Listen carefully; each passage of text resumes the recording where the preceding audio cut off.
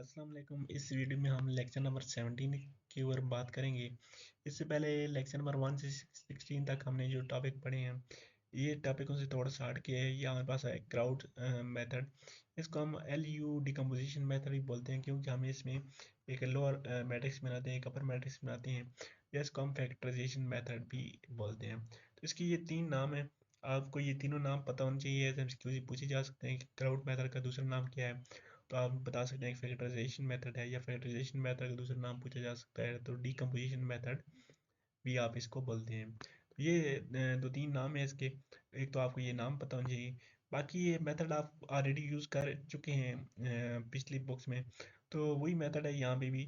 कोई नई चीज़ नहीं है, लेकिन उसको थोड़ा सा डिटेल में बताया गया है। तो इसको इस लेक्चर में जस्ट समझेंगे, ठीक है, और नेक्स्ट लेक्चर में इसकी एग्जांपल भी देखेंगे। तो यहाँ पे एक नोट लिखा हुआ है, एवरी स्क्वायर मैट्रिक्स है। अगर आपके पास एक ए स्क्वायर मैट्रिक्स है, can be access as product as upper and lower triangle matrix. तो फॉर एग्जांपल, अगर आपके पास एक मैट्रिक्स है, यहाँ पे एक मैट्रिक्स बना लेते हैं, 3x3 के बनाते हैं ताकि आपको इजीली समझ आ जाए। यहाँ पे अगर ये 3x3 का एक मैट्रिक्स बनाते हैं, इसकी डिफरेंट एंट्री लिख लेते हैं। तो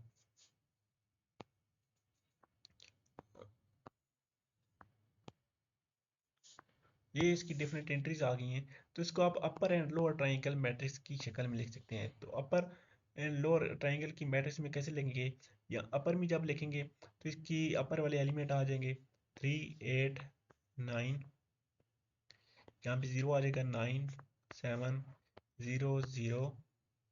यहाँ पे 7 मल्टीप्लाई बाय, यहाँ पे आपके पास 1 आ जाएगा, यहाँ पे 0, 0। यहाँ पे 3, 1, 0। यहाँ पे 1, 3, और यहाँ पे आपके पास 1 आएगा। ठीक है, तो ये देखें आपके पास, अब यहाँ पे देखें ये वाली एक लोअर ट्राइंगल बन गई है, और ये आपके पास अपर ट्राइंगल बन गई है। ठीक है, तो ये मैट्रिक्स आपके पास इसकी इक्वल होता है। तो इस फॉर्म में हम इसको लिख सकते हैं। मजीद सॉल्व करने के लिए हम खुद से इजी इसको सॉल्व कर सकते हैं। तो ये आप याद रखना है कि किसी भी स्क्वायर मैट्रिक्स को हम एक्सप्रेस कर सकते हैं product of an upper matrix and lower triangle matrix. ठीक है, तो यहाँ पे देखें आपके पास एक 4x4 का मैट्रिक्स है, ये वाला। इक्वेशन नंबर ए में ये सारी इक्वेशन है, 4 equation. a11 x1, a12 x2, a13 x3, a14 x4। इस तरह a12 x1, a22 x3, a23 x4, ये 4 इक्वेशन आपके पास। और ये आपके पास इसकी लेफ्ट हैंड साइड है, ये आपके पास राइट हैंड साइड है, और ये आपके पास लेफ्ट हैंड साइड है। तो आपके पास जो लेफ्ट हैंड साइड आ रही है इक्वल की दूसरी साइड पे, अब उन तमाम एंट्रीज को आप मैट्रिक्स बी में लिख लेंगे। ठीक है, उन तमाम एंट्रीज को आप मैट्रिक्स बी में लिख लेंगे, और मैट्रिक्स ए में आप ये वाली एंट्री लिख देंगे a11। ठीक है, देखें a11, a12, next a13, next a14। ठीक है, इस तरह a21, a22, a23 और a44। तो इस इक्वेशन को हम इस फॉर्म में लिख सकते हैं। ठीक है, और इस फॉर्म में लिखने का हमें मकसद क्या होता है कि हम यहाँ से लिख सकते हैं। अब यहाँ हम देखें, ये मैट्रिक्स अगर आपके पास, इसको हम ऐसे लिखें a x b, तो आप ये हमारे पास आ रहा है x is equal to b. अगर अब हमने x की वैल्यू फाइंड करनी है, तो x की वैल्यू फाइंड करने के लिए हम a इनवर्स के को मल्टीप्लाई करें, देखें कि b के साथ हमारे पास x की वैल्यू आ जानी है। ठीक है, तो इस वजह से हम ये यूज़ करते हैं। अब मैट्रिक्स ए को ना, ये हमारे पास एक काफ़ी बड़ा मैट्रिक्स है, तो इसको मज़ीद हम जो है ना वो फैक्टराइज कर लेंगे। फैक्टराइज कैसे करेंगे, इसकी एक ये अपर ट्राइंगल बना लेंगे, और एक लोअर ट्राइंगल बना लेंगे।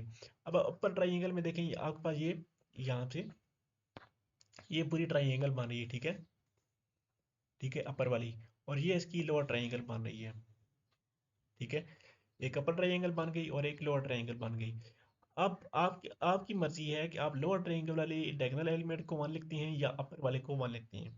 ठीक है, दोनों में से किसी एक के जो यहाँ पे जो ये जो आ रही है ना डायगोनल एलिमेंट, इनको 1 1 लिखेंगे, और बाकी ये जो एंट्रीज है इसको दूसरे में लिखेंगे। ठीक है, लेकिन इसका बेहतर यही है कि आप जो अपर वाला अपर ट्राइंगल वाला मैट्रिक्स लिखें ना, उसमें ये वाली एंट्री 1 1 कर दें, ये वाली एंट्री 1 1 कर दें, और लोअर में ये सारी एंट्री इस तरह से लिख दें।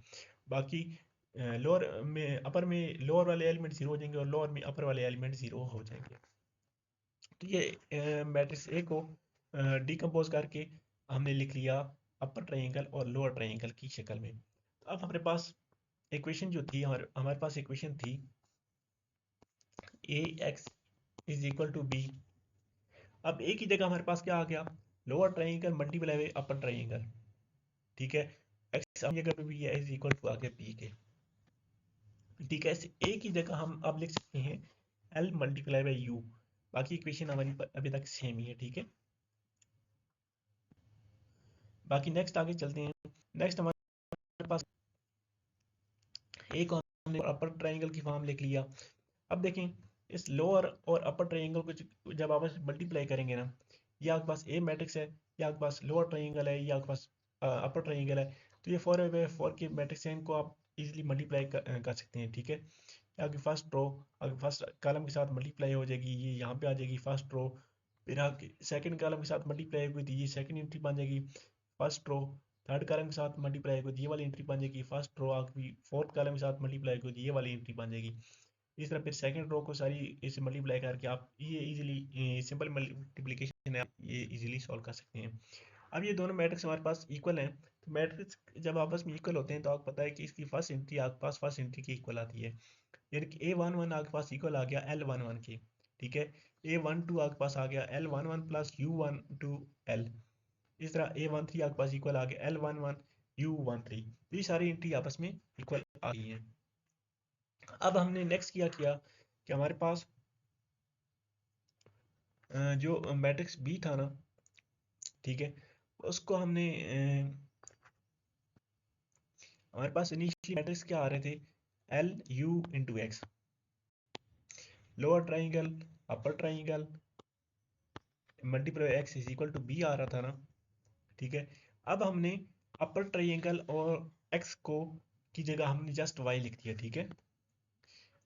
हमने क्या किया, अपर ट्राइंगल मल्टीप्लाई एक्स को इसको हमने वाई कंसिडर कर लिया, तो इसकी जगह हम वाई लिख दें और हमारे पास बन जाता है l y is equal to b, ठीक है।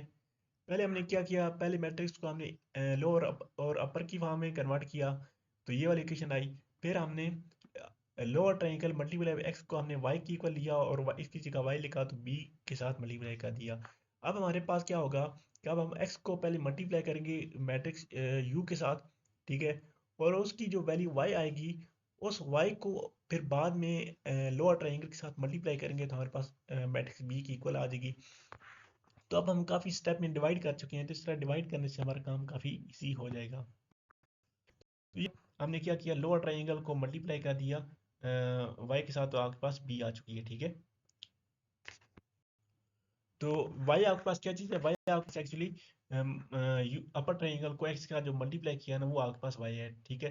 पहले इस टाइप को करेंगे, इसके साथ जो आंसर आएगा उसको हम फिर आगे उसमें वाई की वैल्यू वहाँ पे पुट कर देंगे, आपके पास ए की वैल्यू आ जानी है, ठीक है। तो यहाँ पे देखें फाइनली आपके पास ये वाली कंडीशन बननी है, वाई की आपके पास ये सारी एंट्री आ जानी है। तो ये सारी एंट्री आप यहाँ से देखिए, y4 की वैल्यू तो हमारे पास डायरेक्ट आ गई x4, ठीक है।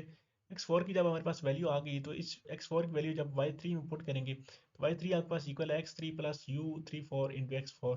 तो x4 की जगह आप y4 लिख सकते हैं, तो आप यहाँ से x3 की वैल्यू निकाल लेंगे। अब x3 की वैल्यू भी आ गई, x4 की वैल्यू भी आ गई है, ये दोनों वैल्यू आप यहाँ पे पुट करके y2 की वैल्यू निकाल सकते हैं, ठीक है। और x2 की वैल्यू निकाल सकते हैं। अब x2 की वैल्यू आ गई, x3 की वैल्यू आ गई, x4 की वैल्यू भी आ गई, ये तीनों पुट करके आप x1 की वैल्यू निकाल सकते हैं। तो ये सारा सारा काम यहाँ पे हुआ है, ठीक है। इसको नेक्स्ट एग्जांपल में सॉल्व करेंगे, आपको वहाँ से अच्छे से अंडरस्टैंडिंग हो जाएगी।